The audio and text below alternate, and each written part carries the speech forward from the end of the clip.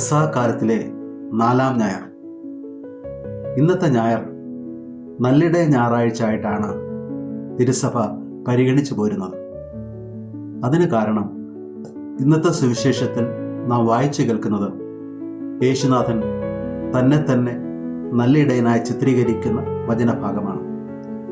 മറ്റ് വായനകളും അപ്രകാരം ഇടയധർമ്മവുമായി ബന്ധപ്പെട്ട വചനഭാഗങ്ങളാണ്. അതുകൊണ്ട് തന്നെ നല്ലിടയനുമായി ബന്ധപ്പെട്ട ചിന്തകളും അതുമായി ബന്ധപ്പെട്ട രീതികളുമാണ് ഇന്നത്തെ വിചിന്തനത്തിന് കാരണമാകുന്നത്.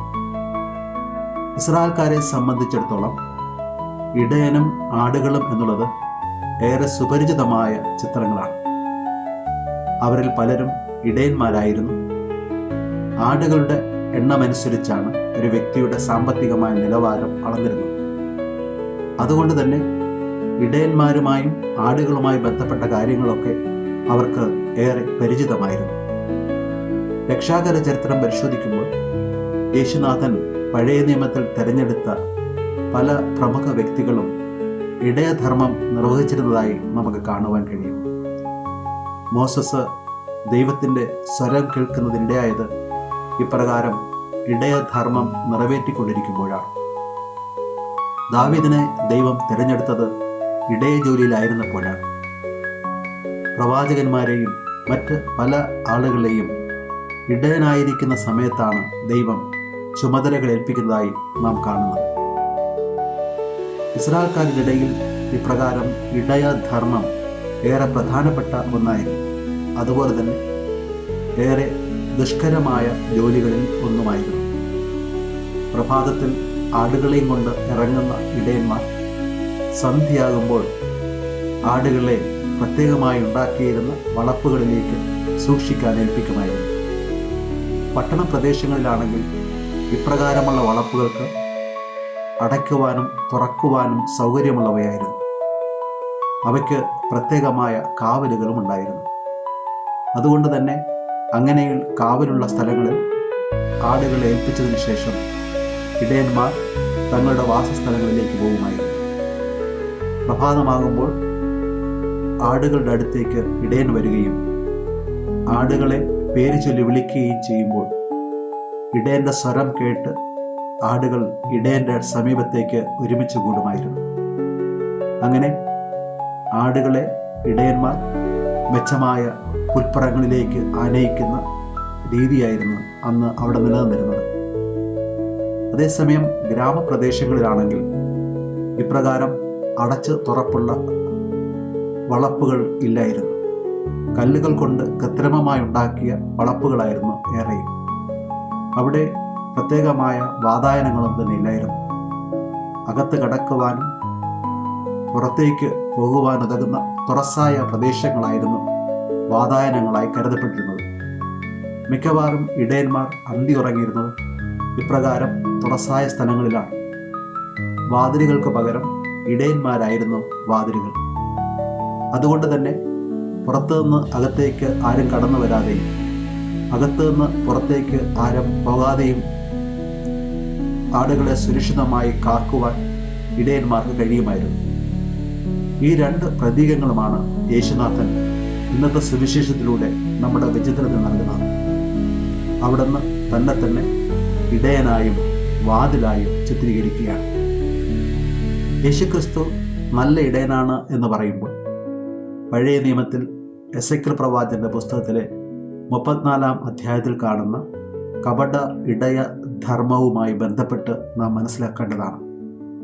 അവിടെ ഇടയന്മാർ തങ്ങളുടെ സ്വാർത്ഥപരമായ താല്പര്യങ്ങൾക്ക് വേണ്ടി ആടുകളെ ഉപയോഗിക്കുന്നതായും ആടുകളുടെ താല്പര്യവും സംരക്ഷണം ഏറ്റെടുക്കാതെ സ്വന്തം സുഖങ്ങൾക്ക് വേണ്ടി പരക്കം പായുന്നതായിട്ടുമൊക്കെ ഹൃദയഭേദകമായ രീതിയിൽ ചിത്രീകരിച്ചിട്ടുണ്ട്. യേശുനാഥൻ ആ വചനഭാഗത്തിൻ്റെ പശ്ചാത്തലത്തിൽ നമ്മോട് പറയുന്നു, ഇടയൻ ആടുകളെ തേടി ഇറങ്ങുന്നതിൻ്റെ ഉത്തമ ഉദാഹരണമാണ് താനെന്ന്. ആടുകളെ തേടി ഇറങ്ങുന്ന നല്ലൊരു ഇടയനായിട്ടാണ് യേശുനാഥനെ നാം ഇവിടെ കാണുന്നത്. ആടുകളെ തേടി ഇറങ്ങുന്നത് അവരായിരിക്കുന്ന അവസ്ഥകളിലാണ്, അവർ ജീവിക്കുന്ന ചുറ്റുപാടുകളിലാണ്. ഏതവസ്ഥകളിലാണോ ജീവിക്കുന്നതെന്ന് മനസ്സിലാക്കിയിട്ട് അവരെ അവിടെ നിന്ന് പിടിച്ചുയർത്തുവാനും നേരായ പാതയിലേക്ക് നയിക്കുവാനും കഴിയുന്ന രീതിയിലാണ് ഇടയനായ യേശു വർത്തിക്കുന്നത് എന്ന് കാണാൻ കഴിയും. നാം ഓരോരുത്തരും ഈ അർത്ഥത്തിൽ വിളിക്കപ്പെട്ടിരിക്കുന്നത് ഇടയന്മാരും ആടുകളുമാകുവാൻ വേണ്ടിയാണ്. എപ്രകാരമാണ് നമുക്ക് ഇടയന്മാരാകാൻ കഴിയുന്നത് എന്ന് ചിന്തിക്കാം. നല്ല ഇടയന്മാരായി നമുക്ക് ജീവിക്കുവാൻ കഴിയുന്നത് നമ്മുടെ ഉത്തരവാദിത്വത്തിൽ ഫലമേൽപ്പിക്കപ്പെട്ടിരുന്ന വ്യക്തികളെ വിശ്വസ്തയോടെ സംരക്ഷിക്കുമ്പോഴാണ്. ഭവനത്തിൽ മാതാപിതാക്കൾ എന്ന രീതിയിലും ജോലി ചെയ്യുന്ന സ്ഥലങ്ങളിൽ കർത്തവ്യ നിർവഹകർ എന്ന രീതിയിലും നമ്മുടെ ഓരോരുത്തരുടെയും ജീവിതത്തിൽ വ്യത്യസ്തമായ ചുമതലകൾ നമുക്ക് നൽകപ്പെട്ടിട്ടുണ്ട്. ഈ ചുമതലകൾ നിറവേറ്റുമ്പോൾ നാം കാണിക്കുന്ന ശുഷ്കാന്തിയുമാണ് നമ്മെ സംബന്ധിച്ചിടത്തോളം നല്ല ഇടയന്മാരാക്കി മാറ്റുന്നത്. എപ്രകാരമാണ് ഒരു ഇടയൻ ആടുകളെ വിശ്വസ്തയോടെ സംരക്ഷിക്കുന്നത്? അപകടങ്ങളിൽ ഏർപ്പെടാതെയും ശത്രുക്കൾക്ക് ഇരയാകാതെയും അവരുടെ ജീവിതങ്ങൾ സംരക്ഷിക്കപ്പെടുന്നത്. അതുപോലെ നമ്മുടെ ചുറ്റുവട്ടങ്ങളിലും നാം നമ്മുടെ ഉത്തരവാദിത്തങ്ങളെ വിശ്വസ്തയോടുകൂടി നിറവേറ്റിക്കൊണ്ട് നമ്മളെ ഫലമേൽപ്പിച്ചിരിക്കുന്ന ആളുകളെ അവരുടെ ജീവനും സ്വത്തിനും സംരക്ഷണം നൽകി പരിപാലിക്കണമെന്നുള്ളതാണ് നമ്മുടെ ധർമ്മം. വേറെ പ്രത്യേകമായ രീതിയിൽ അവരുടെ സംരക്ഷണ ജീവിത സന്ധാരണത്തിന് വേണ്ട വക ഒരുക്കിക്കൊണ്ടാണ്. ജീവൻ ദൈവം നൽകിയ ദാനമാണ്.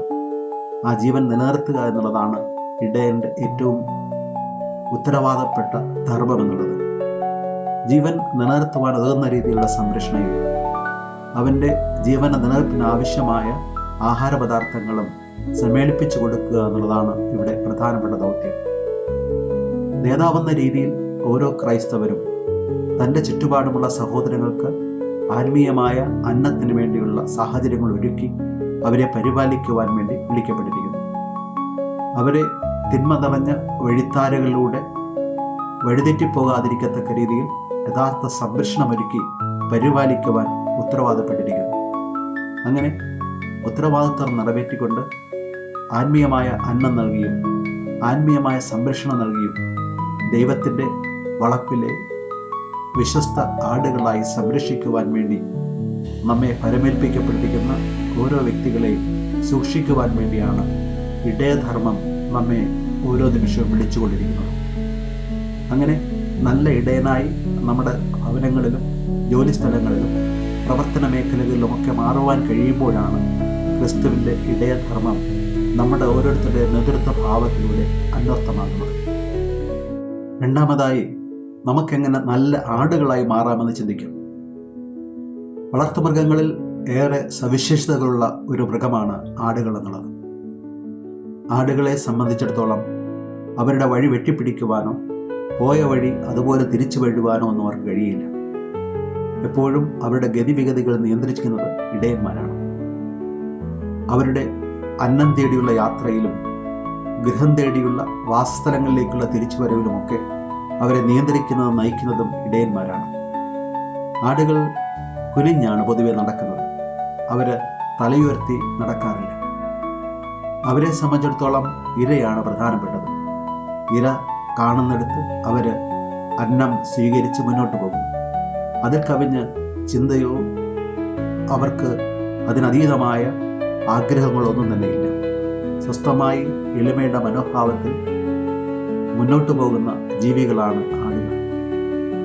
ഇത് ഒരു ക്രൈസ്തവനെ സംബന്ധിച്ചിടത്തോളം ഏറെ പ്രസക്തമാണ്.